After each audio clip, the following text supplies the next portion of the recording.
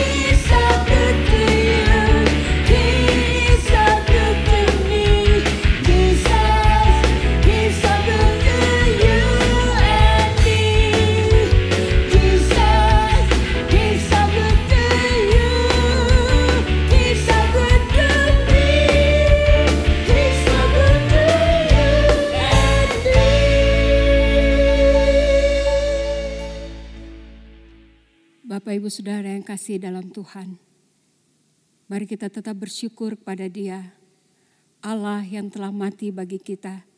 Dia bangkit bagi kita. Semua adalah kasih-Nya bagi kita semua. Mari jangan sia-siakan pengorbanannya. Jangan sia-siakan pernyataan kasih-Nya. Mari kita tetap hidup di dalam ketaatan dan kesetiaan di dalam kehendak dan rencananya. Karena hidup kita bukan milik kita lagi, tapi milik Dia selama-lamanya. Amin.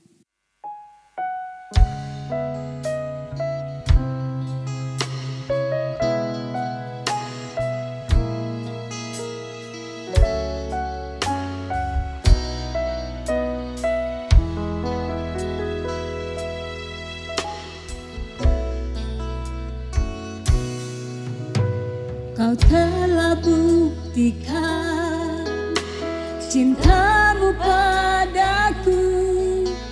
Kau membayarku dengan hidupmu. Ku bersyukur yang ada padaku. Semuanya milikmu. Ku persembahkan seluruh hidupku di mezbahmu. Hanya Kau yang menjadi tempat jawaban. Hanya Kau tempatku berharap.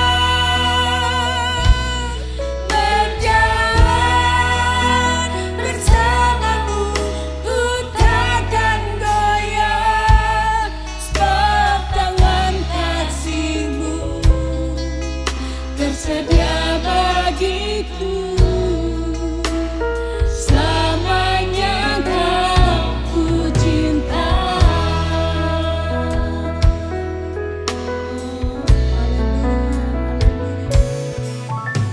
Kau telah buktikan cintamu padaku.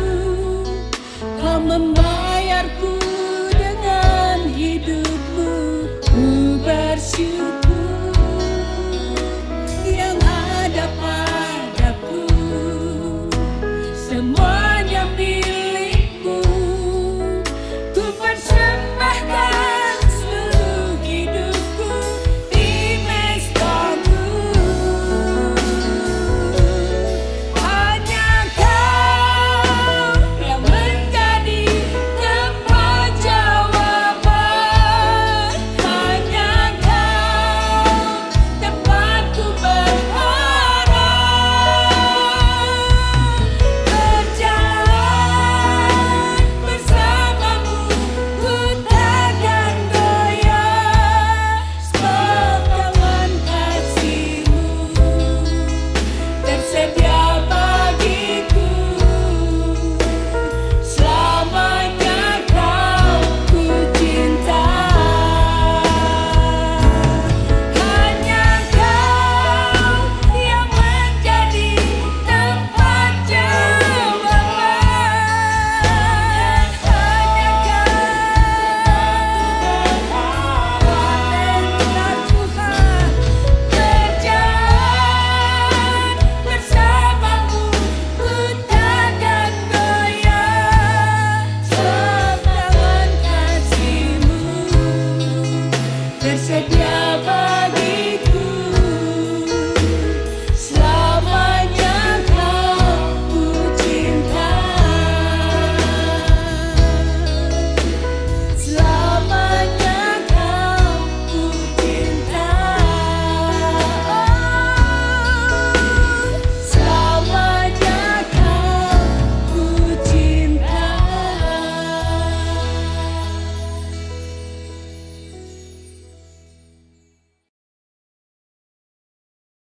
Bapak Ibu yang saya kasih dalam Tuhan Yesus, selamat bertemu kembali di dalam suasana penghayatan kebangkitan Tuhan dari kematian. Puji Tuhan.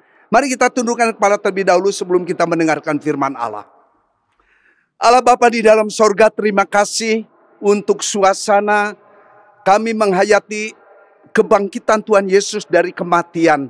Yang walaupun kurang lebih sudah terjadi 2000 tahun yang lalu, tapi kami imani betul di hadapan Tuhan. Walaupun kami tidak menyaksikan Yesus lahir, Yesus bertumbuh, Yesus melayani, Yesus sengsara, sampai Yesus mati di kayu salib. Tapi hari ketiga Engkau dibangkitkan. Tapi kami terima kisah yang diceritakan oleh kitab suci, yang adalah firman Allah tertulis seutuhnya. Kami terima itu dengan iman yang Kau anugerahkan kepada kami. Terima kasih Tuhan, hamba mohon urapan-Mu turun kepada kami sekalian. Baik yang berkata-kata maupun yang mendengarkan. Baik yang menyampaikan maupun yang akan menerima. Kami sama-sama melakukan kebenaran firman Allah dalam kehidupan praktis kami tiap-tiap hari. Nama Tuhan Yesus sungguh dipermuliakan. Amin. Sebelum saya lupa, saya mau sampaikan, Selamat Paskah, selamat menghayati makna kebangkitan Tuhan Yesus dari kematian. Puji Tuhan. Saudara, ayat yang saya sampaikan dalam ibadah menghayati kebangkitan Tuhan Yesus terambil dari 1 Korintus pasal yang ke-15. 1 Korintus pasal yang ke-15 ayat 3 sampai dengan ayat yang ke-5. 1 Korintus 15 ayat 3 sampai 5. Katakan demikian. Sebab yang sangat penting telah kusampaikan kepadamu, yaitu apa yang telah kuterima sendiri, ialah bahwa Kristus telah mati karena dosa-dosa kita sesuai dengan kitab suci. 4. Bahwa ia telah dikuburkan dan bahwa ia telah dibangkitkan pada hari yang ketiga sesuai dengan kitab suci. Bahwa ia telah menampakkan diri kepada Kefas dan kemudian kepada ke-12 muridnya. Amin. Berbagailah setiap orang yang mendengarkan firman Allah, menyimpan dalam hati, melakukannya dalam hidupnya tiap-tiap hari. Nama Tuhan Yesus sungguh dipermuliakan. Puji Tuhan. Saudara-saudara yang dikasihi oleh Tuhan Yesus, firman Allah mengarahkan kita kepada suasana kebangkitan Yesus. Ya, dalam Alkitab dikatakan, apabila Yesus tidak bangkit dari kematian, kita ini celaka. Lebih celaka daripada orang-orang yang sama-sama akan binasa. Ya. Tetapi puji Tuhan bahwa Yesus bangkit dari kematian. Inilah merupakan bagian dari iman yang Tuhan anugerahkan. Yesus dinubuatkan, Yesus lahir, Yesus bertumbuh, Yesus melayani, Yesus sengsara. Sampai kemudian Yesus mati di kayu salib. Kemudian Yesus dikuburkan. Hari ketiga ia bangkit dari kematian. Itu kisah masa lalu. Tapi bagaimana mungkin sekarang Bapak, Ibu, Saudara sekalian bisa terima berita itu menjadi satu fakta sejarah yang tidak bisa dilupakan. Puji Tuhan. Oleh karena itu, mari kita melihat hal-hal apa-apa yang saya sampaikan. Di dalam kitab suci juga diceritakan bahwa waktu Yesus ada di kubur, maka dikatakan bahwa Maria dengan rekan-rekannya perempuan-perempuan lain itu datang ke kubur.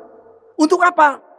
Sebagai cinta kasih dari wanita ini yang pernah ditolong oleh Yesus dalam berbagai macam kejadian, maka mereka hutang budi kepada Yesus. Mereka beriman kepada Yesus bahwa Yesus adalah Mesias, Yesus anak Allah yang hidup, Yesus adalah juru selamat penebus hidup mereka. Jadi mereka ingin berbuat sesuatu, membuktikan kasih kepadanya. Oleh karena itu kita melihat di sini bahwa kalau Yesus tidak mati, tidak mungkin mereka itu akan datang ke kubur untuk apa? Tapi kita terus terang, ada satu etika Kristen, kita tidak percaya bahwa yang ada di kubur itu masih mendengar suara kita. Ya, bukan pengajaran Kristen apabila saudara terus datang di kubur itu kemudian Anda ngomong sabar ya, kekasih jiwa, kamu masih di sini. Itu sia-sia saudara. Tapi kalau saudara mau berdoa, boleh saja berdoa. Tapi bukan berdoa untuk yang ada di kubur itu. Tapi berdoa untuk yang masih hidup. Keluarga yang masih tinggal. Itu yang harus didoakan.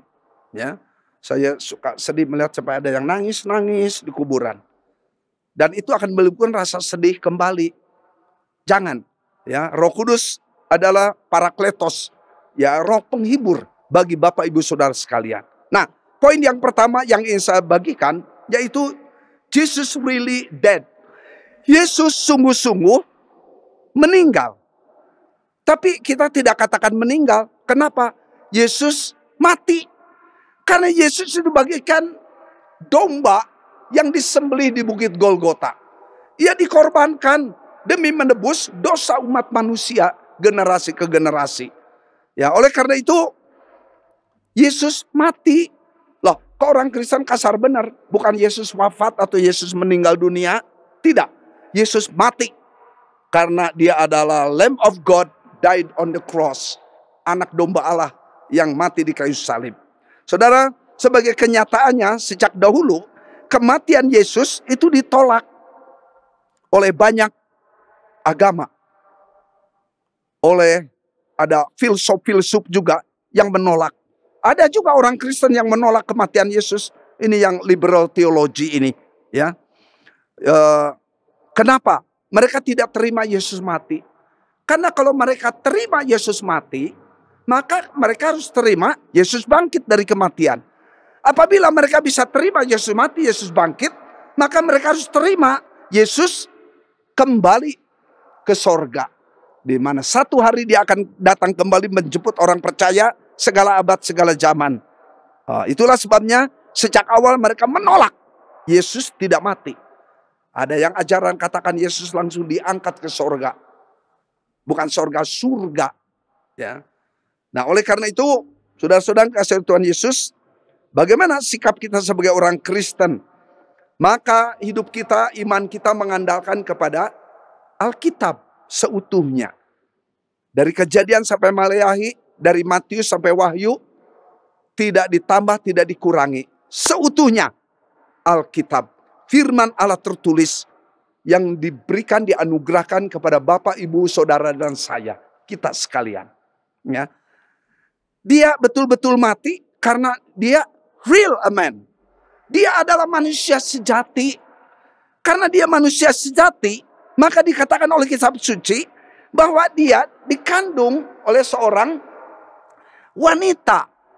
Walaupun wanita ini mengandung bukan karena keinginan laki-laki, melainkan Roh Kudus yang memakai kandungannya. Maka saya mencatat, dikatakan di sini, born through Mary womb. Dia dilahirkan melalui rahim Maria. Puji Tuhan, karena dia manusia sejati. Yang kedua, Yesus manusia sejati bisa mati akhirnya, maka karakter dia itu adalah manusia sejati. Yesus bisa lapar. Yesus bisa haus. Pada waktu dikala hatinya sedih, Yesus menangis. Paling sedikit ada 2-3 kali dikatakan Yesus menangis. Tapi tidak pernah dikatakan Yesus tertawa. Saya nggak menemukan ayat Yesus tertawa.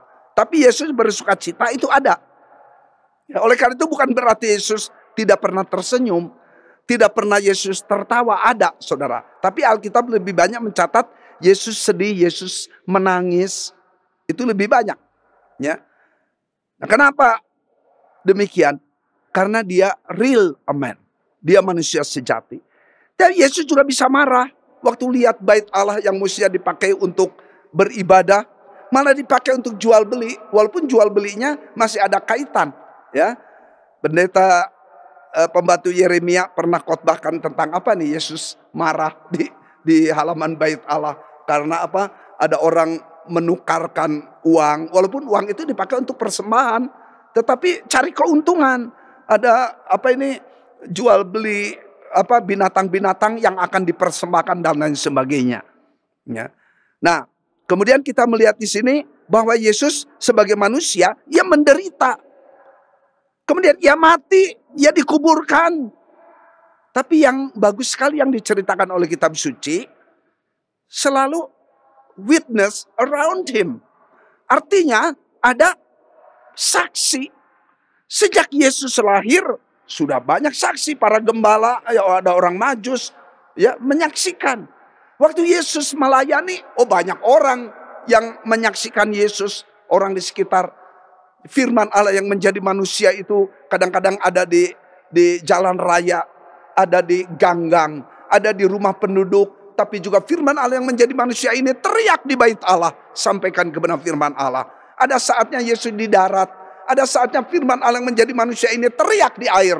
Maksudnya di atas kapal. Di berbagai tempat. Karena Yesus datang ke dalam dunia. Mau menyelamatkan orang berdosa ini. Puji Tuhan. Saudara, oleh karena itu Yesus apakah betul mati? Alkitab melaporkan kepada kita dan kita imani. Yesus mati karena dia manusia biasa. Yang kedua. Ayat yang kita baca tadi. Dikatakan sesuai dengan kitab suci. dikatakan bahwa ia telah dikuburkan, ia telah dibangkitkan pada hari yang ketiga sesuai dengan kitab suci. Berapa kali kata sesuai dengan kitab suci diulang. Itu tandanya penting. Jadi saudara, saya katakan tadi di atas bahwa kematian Yesus, kebangkitan Yesus ditolak oleh berbagai kalangan agama tertentu. Ya. Tetapi Alkitab melaporkan kepada kita bahwa Yesus bangkit dari kematian. Puji Tuhan. Karena Yesus bangkit dari kematian, maka iman saudara, iman saya tidak sia-sia. Karena Yesus bangkit dari kematian, maka dia betul-betul juru selamat yang otentik.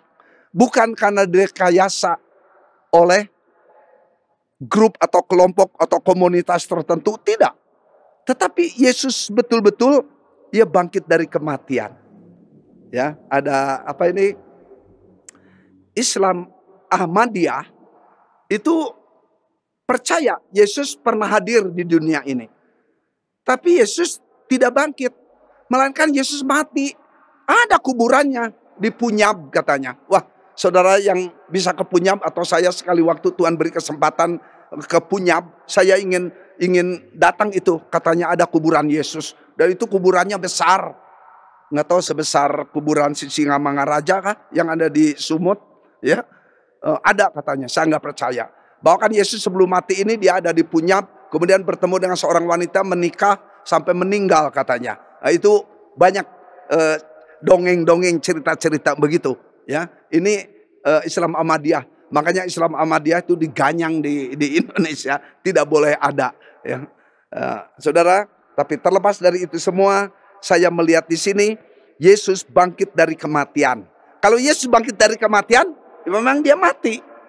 Karena kalau Yesus katakan tidak mati, tahu-tahu bangkit, ini juga nggak benar ceritanya. Tapi Yesus mati dan kemudian dia bangkit. Mengapa?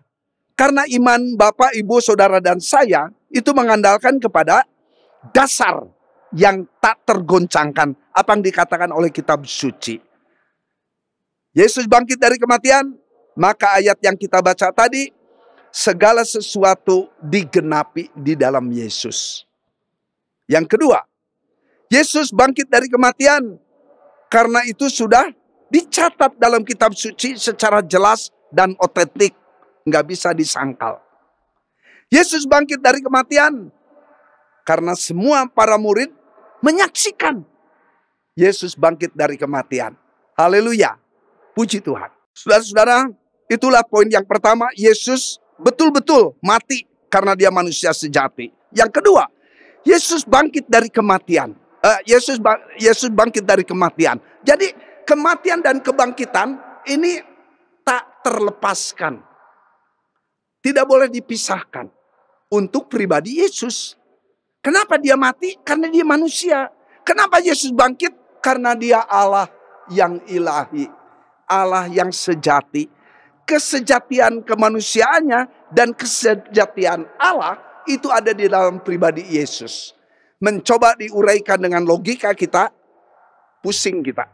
Tapi puji Tuhan, daripada kita hanya mengalami pusing kepala, Allah mengerti, Allah tahu, maka Allah memberikan iman kepada Bapak, Ibu, Saudara sekalian. Saya mengucap syukur ada banyak orang-orang non-Kristen sekarang boleh menerima Yesus sebagai Tuhan Juru Selamat pribadi.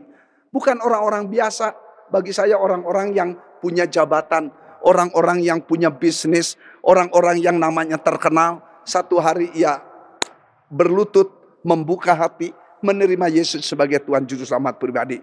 Puji Tuhan. Berita Yesus bangkit dari kematian masih diberikan kesempatan seberapa banyak orang yang belum dalam Yesus untuk datang kepada dia secara pribadi. Karena Yesus itu Maha Pengampun. Yesus mau mengampuni segala dosa kesalahan kita. Puji Tuhan. Puluhan tahun yang lalu saya ada di Pegunungan Jayawijaya. Saya bertemu dengan satu komandan Koramil. Sampai kemudian dia katakan, apakah ada pengampunan bagi saya yang sudah tua ini? Saya katakan amin. Tuhan masih mau mengampuni segala dosa kesalahan kita. Sejauh mana kita mau datang kepada dia, Pak? Coba saya mengucap syukur. Ya, saya sekarang jadi warga Cimahi nih. Dan dia tinggal di kota Cimahi. Saya dengan dia mungkin beda 10-15 tahun. Sekarang saya usia 71. Mungkin sekarang dia usia 80-an kalau masih ada. Saya rinduin ketemu Bapak ini. Ya, apa Bapak ini kembali ke Cimahi atau mungkin dia tinggal di Wamena atau di Jayapura sekarang. Ya. Puji Tuhan, pertemuan yang indah. Saya menyampaikan berita tentang Yesus yang mati, Yesus yang bangkit, Yesus yang naik ke sorga. Dan satu hari dia akan datang kembali menjemput orang percaya segala abad. Saudara, Yesus mati, Yesus bangkit. Yang ketiga, yang terakhir, Yesus memberikan power, memberikan dunamos, memberikan kuasa kebangkitan kepada Bapak, Ibu, Saudara, dan saya. Kita sebagai orang-orang percaya segala abad, segala zaman, yang sudah menerima Yesus sebagai Tuhan Juru Selamat pribadi, saya mengucap syukur tiap abad itu selalu ada orang-orang yang boleh datang kepada Tuhan Yesus secara pribadi. Dan kemudian Tuhan memberikan kuasa kebangkitan di dalam diri kita. Kita melihat siapa ini? Paulus yang awalnya bernama Saulus. Jadi rupanya orang Yahudi di zaman Romawi itu nggak aneh kalau ada mempunyai nama satu atau nama dua. Ya, Saulus tapi juga Paulus. Tapi yang indah Saulusnya ditanggalkan, kemudian dia memakai nama Paulus, artinya kecil. Ia sebagai God's instrument, sebagai alat kemuliaan Allah. Allah pakai Paulus sedemikian rupa dalam kiprah pelayanan. Wah, saya banyak belajar dari kehidupan pribadi dan pelayanan Paulus yang mengacu kepada pribadi Yesus Kristus. Tuhan pakai Paulus sedemikian rupa. Saya bersyukur. Ya, ada yang menafsirkan bahwa Paulus badannya itu nggak sempurna. Ya, dia agak bengkok gitu. Jalannya juga nggak sempurna. Dan dia juga mengalami sakit. Matanya mulai terganggu. Dia juga dikatakan oleh Bapak Gereja Tertullianus yang mempunyai kemungkinan sakit kepala yang amat sangat. Tetapi Tuhan pakai dia begitu rupa. Kemudian kita melihat di sini bahwa Yesus memberikan kuasa kebangkitan untuk apa?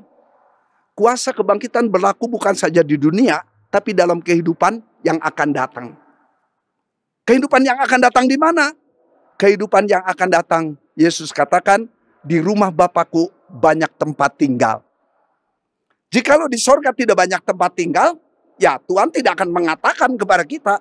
Tapi karena di sana banyak tempat tinggal, tentu aku mengatakannya kepadamu. Pasti aku mengatakannya kepadamu. Satu suasana reuni akbar yang indah. Di mana kita boleh bertemu dengan kekasih-kekasih jiwa kita. Suami ketemu istri, istri ketemu suami. Anak ketemu orang tua ketemu anak. Mertua ketemu menantu, menantu ketemu mertua. Wah, indah sekali. Tapi bukan lagi dalam relasi seperti di dunia. We are brethren. Kita ini saudara bersaudara satu kepada yang lain. Karena kalau tidak, maka dikatakan oleh Yesus, kamu betapa bodoh tidak mengerti firman Tuhan. Ya, hidup kita tidak akan kawin-mengawinkan di akhirat itu nanti. Tapi bertemu saudara bersaudara seperti para malaikat. Puji Tuhan. Saudara, kemudian yang berikut, Yesus memberikan kuasa kebangkitan untuk apa? Memberikan power of strength. Apa ini? Kuasa kebangkitan, kekuatan. Untuk apa ini? For daily life. Untuk hidup kita sehari-hari. Ada saatnya hati kita sedih. Kita berduka. Tapi kuasa kebangkitan Yesus memberikan kekuatan. Di saat kita lemah tak berdaya.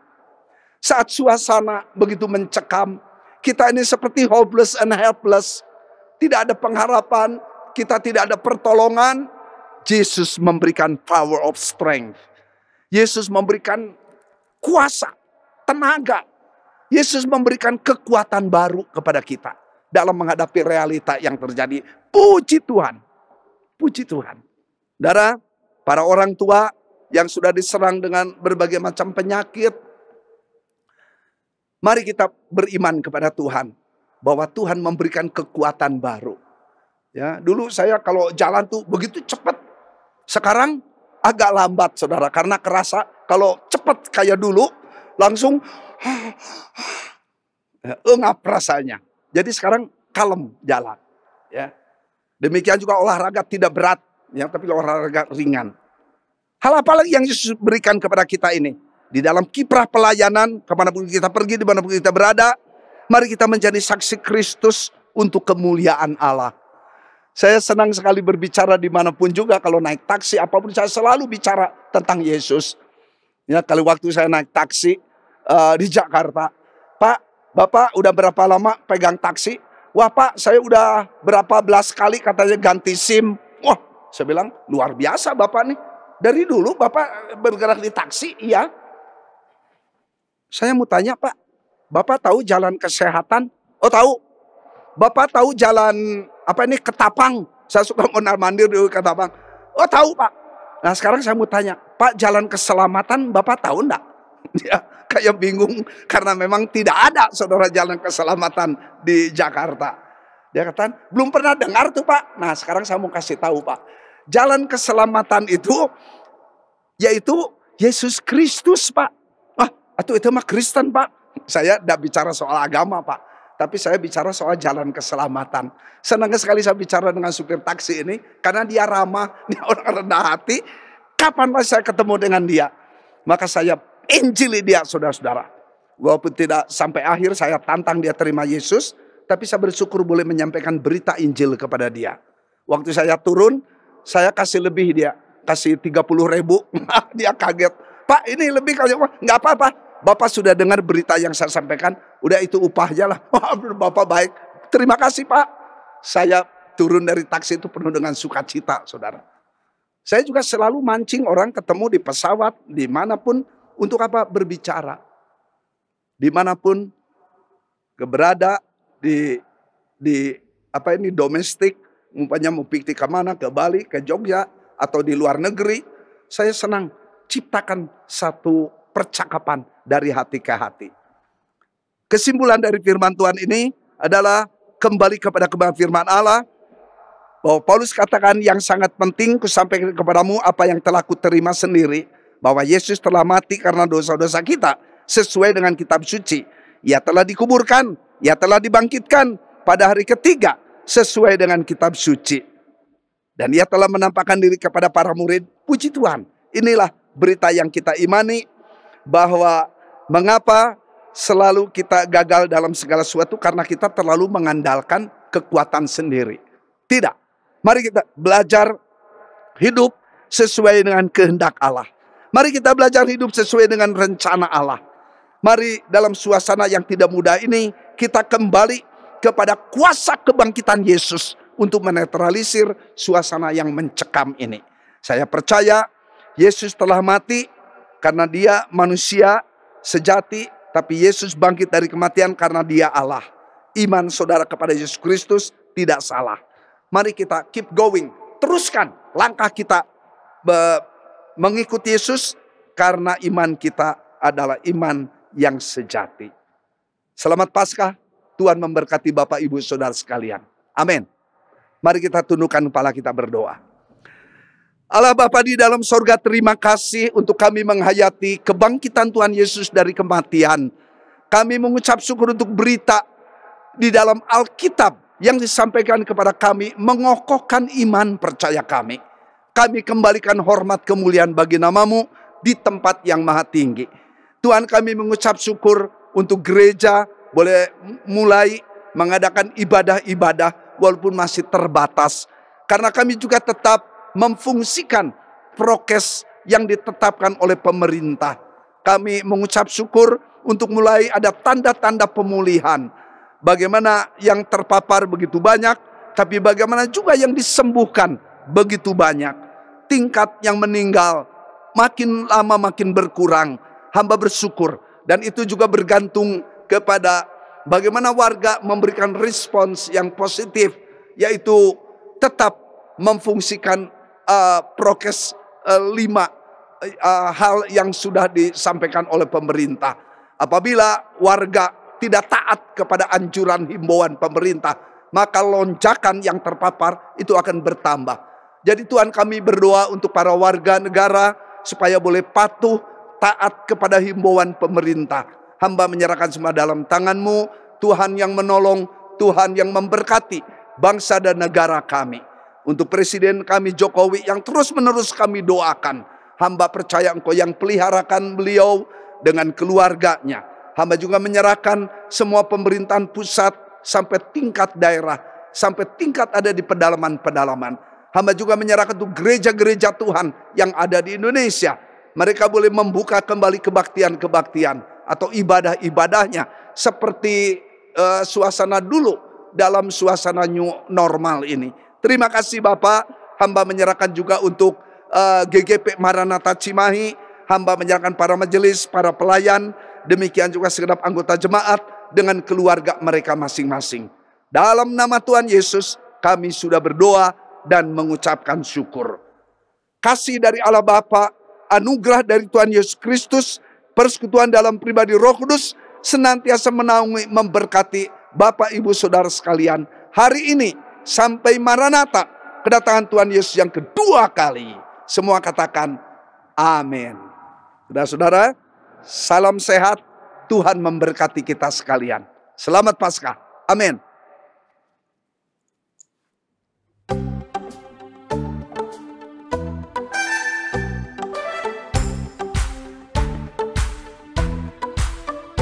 Kasih yang begitu besar, lebih kuat dari dosa. Kasih yang menemukanku, selamatkan dan pulihkanku. Ku naikkan syukurku, tak akan berhenti memuji, meninggikan nama-Mu selalu, menari, memuliakan-Mu. Dibebaskan, dibangkitkan, hidup yang Kau beri, dan kini hanya untuk-Mu.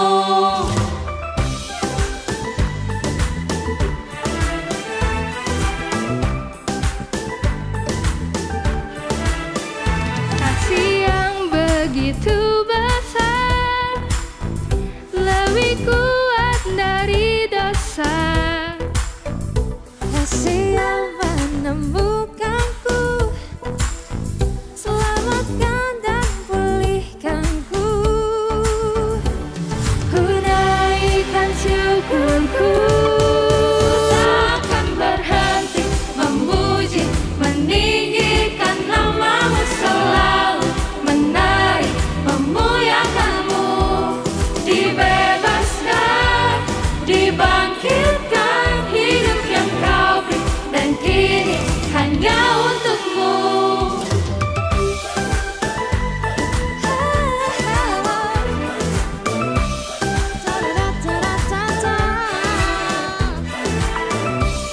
Kami mau memuji-Mu Tuhan.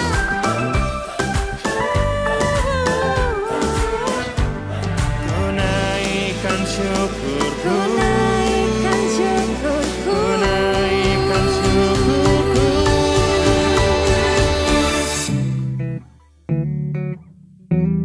ku tak akan berhenti memuji, meninggikan nama-Mu selalu, menari, memuliakan-Mu. Dibebaskan, dibangkitkan, hidup yang Kau beri, dan kini hanya untuk-Mu. Ku tak akan berhenti memuji, meninggikan nama-Mu selalu, menari, memuliakan-Mu. Dibebaskan, dibangkitkan, hidup yang Kau beri, dan kini hanya untuk-Mu. Meninggikan nama-Mu, meninggikan nama-Mu. Dibebaskan, dibangkitkan,